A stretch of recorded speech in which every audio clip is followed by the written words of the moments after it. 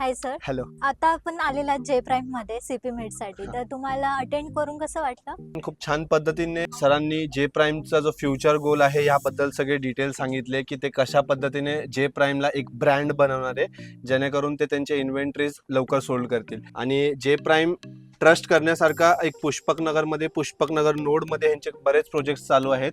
तर ज्याला कोणाला पण पाहिजे असतील तर जे प्राइम सोबत तुम्ही येऊ शकता. तर माझं सांगण्याचं हेच आहे की जे प्राइम एक बेस्ट बिल्डर आहे. बरेच प्रोजेक्ट्स यांचे डिलिव्हर्ड आहे आणि पुढेही खूप चांगले प्रोजेक्ट्स येतील यांचे.